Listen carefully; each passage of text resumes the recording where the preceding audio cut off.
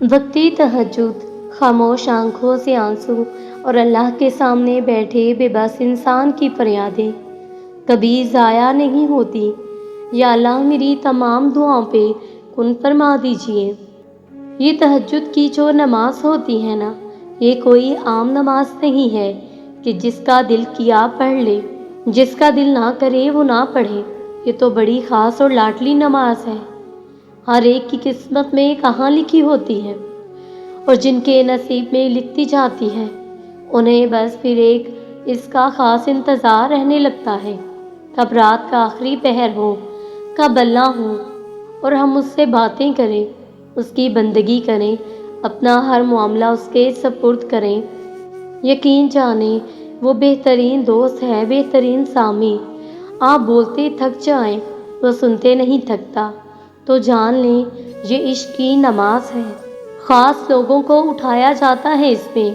اگر آپ ان میں شامل ہیں تو شکر ادا کریں اور استقامت کی دعا کریں، اور اگر شامل نہیں ہیں تو آج سے نیت کریں کہ ہر نیک کام ارادہ و نیت سے ہی ہوتا ہے۔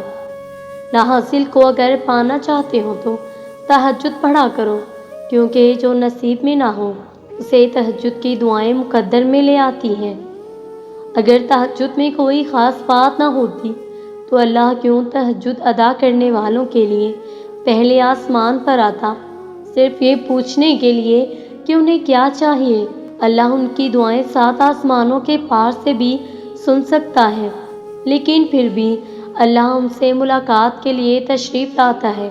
جیسے اللہ نے تہجد کو باقی نمازوں سے جدا رکھا ہے، ویسے ہی اس نے تہجد قائم کرنے والوں کو بھی سب سے جدا رکھا ہے۔ اللہ تہجد والوں کو سب سے خاص رکھتا ہے، اور ان کے لیے ایسے معجزے ہیں جو کسی کے لیے نہیں۔ اب اللہ 7ویں آسمان سے پہلے آسمان پر اپنے بندوں کو خالی ہاتھ لوٹانے کے لیے تھوڑی نہ آتا ہے۔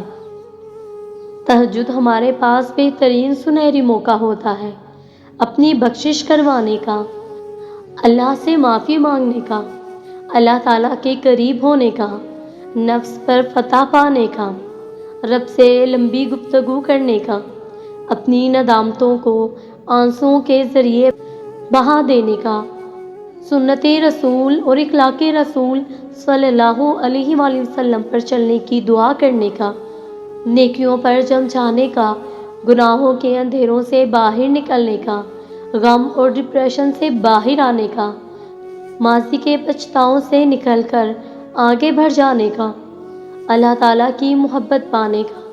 تہجد وہ آخری مرہم ہے جس کے بعد نہ کوئی زخم ستاتا ہے اور نہ ہی کوئی غم رلاتا ہے۔ نیند قربان کر کے جب روتی ہوئی آنکھیں اللہ کو مناتی ہیں نا، تو خواب حقیقت بن جاتے ہیں اور تعبیریں کن میں بدل جاتی ہیں۔ دعائیں اور التجائیں کر لیجئے، اللہ نے تہجد قائم کرنے والوں کو سب سے جدا رکھا ہے۔ اللہ تہجد پڑھنے والوں کو سب سے خاص رکھتا ہے، اور ان کے لیے ایسے معجزے ہیں جو کسی کے لیے نہیں۔ اب اللہ 7ویں آسمان سے پہلے آسمان پر اپنے بندوں کو خالی ہاتھ لوٹانے کے لیے تھوڑی نہ آتا ہے۔ تمہاری دعائیں سنی جا چکی ہیں، تمہارے صبر کا صلہ لکھا جا چکا ہے۔ اب تمہیں تمہارے یقین کے معجزے دکھائے جائیں گے تاکہ تم جان سکو کہ مخلص دل اختتام پہ ہمیشہ جیت جاتا ہے، اور تقدیریں اللہ کے ایک اشارے پر بدل جایا کرتی ہیں۔ کتنا سکون ملتا ہے نا جب آپ کے لیے سارے راستے بند ہو جائیں اور آپ کا دل کہے صبر رکھو، اللہ کی رحمت کا دروازہ کبھی بند نہیں ہوتا۔ تو پھر آپ کو تہجد پڑھنے کا خیال آتا ہے، اور یہ خیال بلا وجہ نہیں، آخر کچھ تو ہے جو ممکن ہونا ہے۔ اکثر محبت انسان کو تہجد کے اندھیرے میں اللہ کے سامنے کھڑا کر دیتی ہے، اور تہجد کے اندھیرے میں اللہ نے ایک ان کا راز چھپا رکھا ہے۔ آدھی رات کو کیا گیا سجدہ قبولیت کے امکانات بڑھا دیتا ہے جو مقدر میں نہیں۔ تہجد وہ دعا بھی عرش سے قبول کروا لاتی ہے۔ رات میں اللہ کو لگائی ہوئی پکار سیدھا عرش پر اللہ کے پاس پہنچ جاتی ہے۔ دوران دعا آنکھ سے بہنے والا آنسو براہ راست اللہ سے باتیں کرتا ہے۔ جب بات تہجد تک پہنچ جاتی ہے پھر کہانی بھی حقیقت بن جاتی ہے۔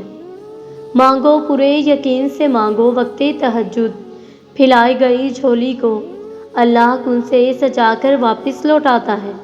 جب اللہ کسی کو نوازنے کا سوچ لیتا ہے تو اسے تہجد تک لے آتا ہے۔ اللہ تعالیٰ تہجد میں کی گئی چاہت کو کبھی رد نہیں کرتے۔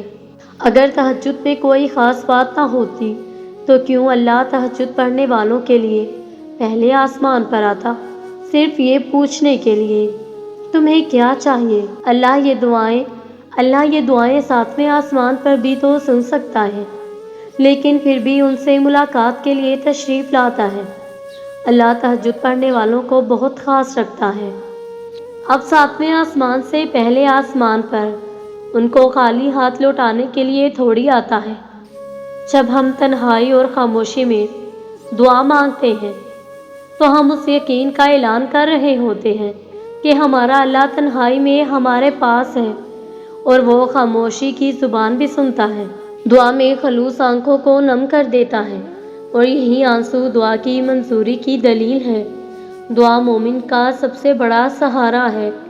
دعا ناممکنات کو ممکن بنا دیتی ہے۔ دعا زمانے بدل دیتی ہے۔ دعا گردش روزگار کو روک سکتی ہے۔ دعا آنے والی بلاؤں کو ٹال سکتی ہے۔ دعا میں بڑی قوت ہے۔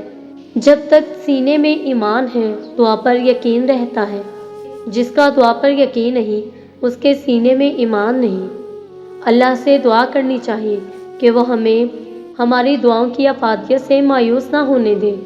تہجد میں معجزے ان کے لیے ہوتے ہیں جو بہت مان سے اللہ کو منانے تہجد میں اٹھا کرتے ہیں۔ تہجد میں تقدیریں بدل جاتی ہیں، چاہتیں مل جاتی ہیں۔ جب کوئی اپنے اللہ سے مانگنے تہجد میں تڑپتا ہے، اللہ سے دعا کرنی چاہیے کہ وہ ہمیں ہماری دعاؤں کی افادیت سے مایوس نہ ہونے دے۔ تہجد میں معجزے ان کے لیے ہوتے ہیں جو بہت مان سے اللہ کو منانے تہجد میں اٹھا کرتے ہیں۔ تہجد میں تقدیریں بدل جاتی ہیں، چاہتیں مل جاتی ہیں۔ جب کوئی اپنے اللہ سے مانگنے تہجد میں تڑپتا ہے، اللہ دیکھ ہی نہیں سکتا اپنے بندے کے آنسو جو تہجد میں بہائے، وہ کن فرماتا ہے اور ان کی ساری دعائیں سن لی جاتی ہیں۔ وہ رب تو بس تھوڑا سا انتظار کروا رہا ہے، فقط اس لیے کہ وہ تمہاری آواز بار بار سن سکے۔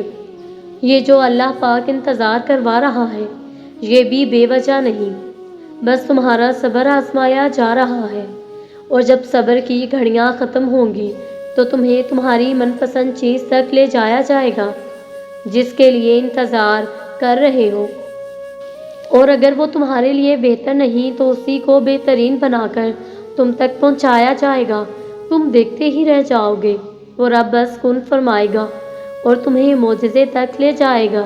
اگر کٹھن وقت میں اس رب العالمین پر یقین رکھ کر انتظار کرتے ہو تو تمہارے بگڑے کام سنور جائیں گے، بگڑا وقت بھی سنوار دیا جائے گا۔